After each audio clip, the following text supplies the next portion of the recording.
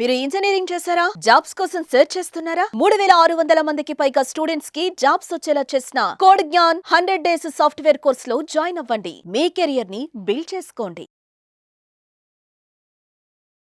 Hi viewers, India's largest digital media network Suman టీవీకి స్వాగతం. ప్రస్తుతం మనతో ఉన్నారు మోటివేషనల్ స్పీకర్ హరిత. నమస్తే హరిత. నమస్తే రాధా. మనిషిలో ఒక పెద్ద వీక్నెస్ ఏంటి అంటే, ఎక్కువగా మనం ఆడవాళ్ళని చూస్తాం. ఏదైనా ప్రాబ్లం వచ్చింది అంటే ఇంకా ఇలా ఉండలేము అనమాట. అందరినీ అనట్లేదు, ఏమైపోతుంది ఇంట్లో ఏదైనా పిల్లలు తప్పు చేశారు అంటే ఇమ్మీడియట్ గా ఫోన్ వెళ్ళిపోతుంది అక్కకో, చెల్లికో, అమ్మకో, అన్నకో, తమ్ముడికో, ఫ్రెండ్స్ కో. వంట పని పక్కన పెట్టి ఈటి పంచాయతీ ఎక్కువ పెట్టుకుంటారు అనమాట. అంటే నేనేమంటున్నానంటే, మీరు 10 మందికి మీ ప్రాబ్లం చెప్పడం వల్ల నిజంగా దీనివల్ల సొల్యూషన్ వస్తుందా?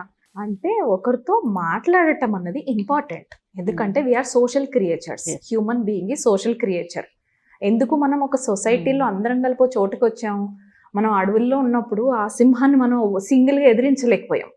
కానీ మనుషులందరూ 10 మంది కలిస్తే మన తెలివితేటలతో సింహాన్ని సైతం మనం ఎదిరించవచ్చు. ఎలా నెట్టేసో ఏదోటి గొయ్యితోవో నలుగురం చేయగలిగిన చోట మనం సెక్యూరిటీ ఉంది అని తెలిసినప్పుడు మనిషి ఇలా సెక్యూర్డ్గా సొసైటీ ఫామ్ అయింది. అక్కడ ఎందుకు ఇది చెప్తున్నానంటే, మనం మనుషులం డిస్కస్ చేసుకొని షేర్ చేసుకుంటేనే కొన్ని ఎమోషన్స్ అన్నవి క్లియర్ అవుతాయి. ఇక్కడ మన ఇంట్లో ఏం జరిగినా అసలు ఫ్యామిలీ గ్రూపులు ఉంటాయి రాదా. ఈ మధ్య ఫ్యామిలీ గ్రూపులు పెరిగిపోయినాయి. ఎందుకంటే అందరూ స్క్రీన్ టైం వాట్సాప్లో ఎక్కువ ఉంటుంది, యూట్యూబ్లో ఎక్కువ ఉంటుంది, రైట్? ఇంత స్క్రీన్ టైం పెరిగిపోయింది. మనం ఏం చేస్తున్నాం అంటే సోషల్ క్రియేచర్స్ మనం. అంటే ఇప్పుడు నువ్వు ఉన్నావు, నేను ఉన్నాను, ఫేస్ టు ఫేస్ కలిసాము. 1 month తర్వాత మనం కలిసాము అనుకో, మనం ఈ టాక్ షో పక్కన పడేసి నేను జరిగింది 10 నిమిషాలు మాట్లాడతాం. అదేంటి, దాదాతో నాకు చెప్పుకోవాలనిపిస్తుంది, నేను చెప్పుకుంటాను, నీకు నాతో చెప్పుకోవాలనిపిస్తుంది, 10 నిమిషాలు మాట్లాడేస్తాం. This is a healthy bonding, this is a healthy conversation. కాదు, మా ఇంట్లో నువ్వు మొన్న ఒక రోజు మీ ఇంట్లో కప్పు పగిలిపోయింది, నువ్వు తాగుతుంటే అది పెద్దగా నువ్వు ఫోన్ చేసి నాకు చెప్పి, నీకు తెలుసా నేను కప్పు ఇలా పగిలిపోయింది, పగిలిపోయినప్పుడు నా కొడుకు ఇలా చేశాడు, ఆ స్ట్రెస్ నేను తీసుకున్నాను, నా భర్త ఇలా బిహేవ్ చేశాడు అని ఎప్పుడైతే యాడ్ ఆన్ చేసి సపోజ్ నువ్వు నాకు చెప్తున్నావు అనుకో, అది యూస్లెస్ కాన్వర్సేషన్. అక్కడ మనం కంట్రోల్ చేసుకొని కట్ చేసుకోవాలి. ఎందుకో కూడా చెప్తాను. నీ కొడుకు చిన్నదే చేశాడేమో, నువ్వు వెళ్ళి నువ్వు ఒకరితోనే చెప్పావేమో, వాళ్ళు ఇంకొన్ని యాడ్ చేసి ఇంకో చోటికి కాల్ చేస్తారు, వాళ్ళు ఇంకొకటి కాల్ చేసి ఇంకొకటి చెప్తారు. యాడ్ అయ్యి నీ చెవుల దాకా ఎట్లా వస్తుంది? నీ మళ్ళీ కోపం వచ్చి మళ్ళీ డిస్కస్ చేస్తాం. నేను అట్లా అనలే కదా, నువ్వు అట్లా అన్నావని వీళ్ళని ఎంక్వైరీ. నీ టైం అంతా ఇందులోనే వేస్ట్ అయిపోతే నీ లైఫ్ ఏంటి? దేవుడిచ్చిన అందమైన 1300 గ్రాముల బ్రెయిన్, ప్రతి ఒక్కరికి అంతే కెపాసిటీ బ్రెయిన్. కానీ మనం ఎనర్జీ ఎక్కడ యూజ్ చేస్తున్నాం? మొన్న రీసెంట్గా ఒక టాక్ షోలో నాకు చాలా నచ్చింది రాధా. ఒక ఆవిడ చెప్పింది ఒక స్పీకర్తోని, సార్ ఎవ్రీడే నా కొడుకు పడుకునేటప్పుడు, టీనేజర్ కొడుకు అనుకుంటా, వాడు పడుకోబెట్టేటప్పుడు పడుకోరా అని చెప్పడానికి మదర్ అండ్ సన్కి మధ్యలో ఆర్గ్యుమెంట్ 40 minutes పడుతుందట. ఎవ్రీడే 40 నిమిషాలు అక్కడే నాకు మెంటల్ ఎక్కిపోతుంది అని అడిగింది. నాకు సొల్యూషన్ ఇవ్వండి అని. ఈయన అడిగాడు, రోజుకి నువ్వు 40 minutes నీ స్పెండ్ ఇక్కడ చేస్తున్నావు, 24 hours 40 minutes ఇక్కడ ఇన్వెస్ట్ చేస్తున్నావు. నువ్వు ఎక్కడ ఆర్గ్యుమెంట్లో నాకు నచ్చింది జరగాలి అని, నువ్వు నేను చెప్పింది ఎందుకు వినట్లేదు అని, నేను చెప్పింది కరెక్టే అని. ఆర్గ్యుమెంట్ అంటే అంతేగా, నడవాలి, దానికోసం ఎలా అయినా జరగాలి అని పట్టుకుంటున్నట్టు లెక్క.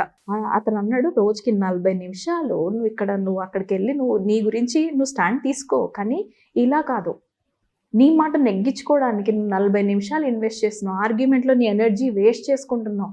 నీ లోపల మళ్ళీ పడుకునేటప్పుడు ఏ ఎనర్జీతో పడుకుంటున్నావు, పొద్దున ఏ ఎనర్జీతో లేస్తావు, మళ్ళీ దాంట్లో నుంచేగా 40 minutes you are investing in argument అని అడిగాడు. అంటే రోజు మొత్తం నువ్వు 40 ఇస్తే వారానికి ఎంత అవుతుంది రాదా? 4 7s are 20, 280 minutes వారానికి ఆవిడ ఇక్కడే వెచ్చిస్తోందా?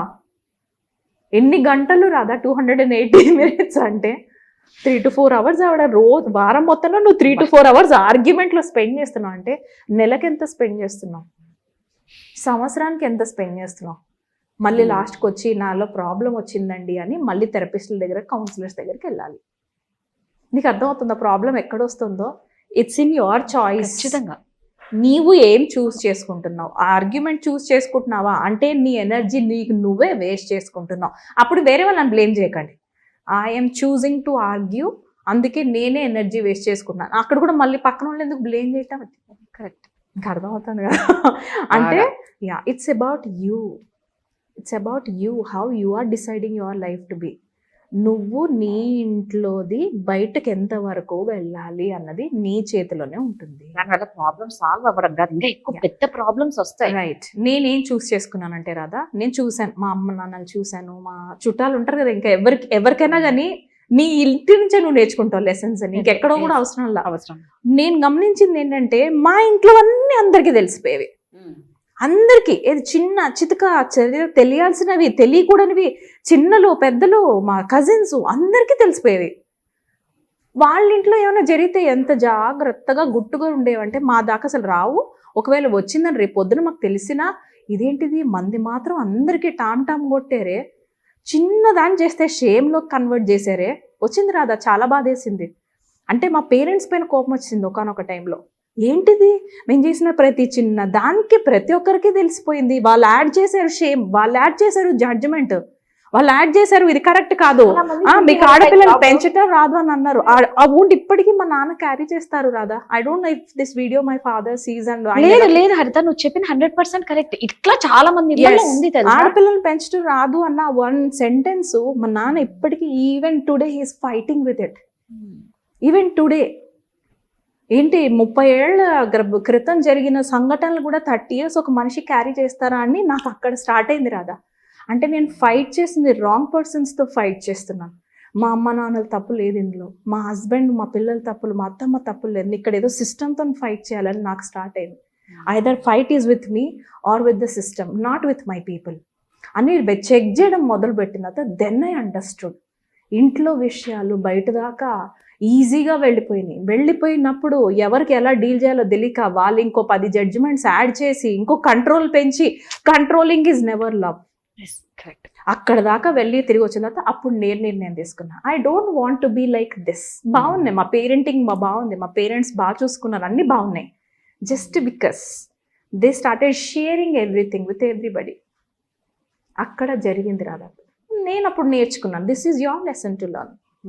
నా పిల్లలు ఏదైనా ఉంటే బయటికి వెళ్లకుండా ఎంతవరకు కంట్రోల్ చేసుకోవాలి, లేదా మన వాళ్ళే వేరే వాళ్ళకి చెప్తారన్నప్పుడు వాళ్ళకి నేను ఎంతవరకు చెప్పుకోవాలి. This is my lesson that I have to learn.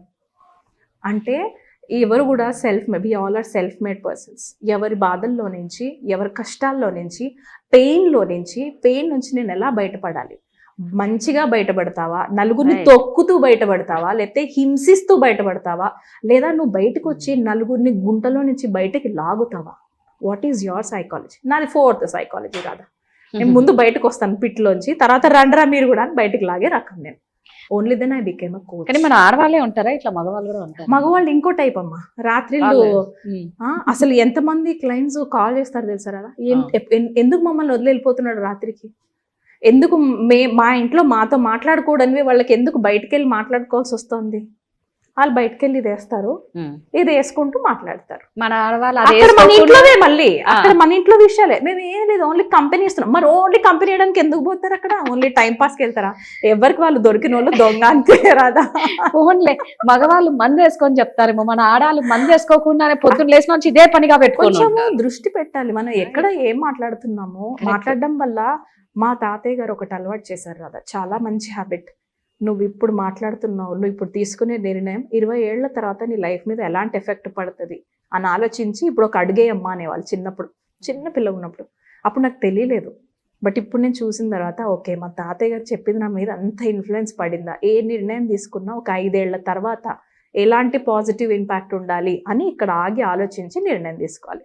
అలా మీరు షేర్ చేసేసుకొని అందరికి ఎవరు పడితే వాళ్ళకి ఎక్కడ పడితే అక్కడ ఏది పడితే అది మాట్లాడేయకండి. ఏదన్నా మన ప్రాబ్లం మనమే సాల్వ్ చేసుకోవాలి, ట్రై చేయండి. లేకపోతే మన దగ్గర కనెక్ట్ అవ్వచ్చు. ఇక్కడ అంతా సీక్రెట్ గానే ఉంటది, ఇక్కడ ఎక్కడికి పోదు. సొల్యూషన్ ఒకటే మీకు వస్తుంది, ఇక్కడ మీకు అక్కడ సొల్యూషన్ రాదు. మొత్తం అందరికి అడ్వర్టైజ్మెంట్ పెయిన్ వస్తుంది. ఆ ఎమోషనల్ పెయిన్ నుంచి మళ్ళీ బయటపడాలంటే చాలా కష్టం. సో ప్రధానికి ఒక సొల్యూషన్ ఉంటుంది కాబట్టి మీకు ఎలాంటి ప్రాబ్లమ్స్, ఎమోషన్స్ ఉన్నా హరితను కాంటాక్ట్ అవ్వండి. Thank you so much Radha.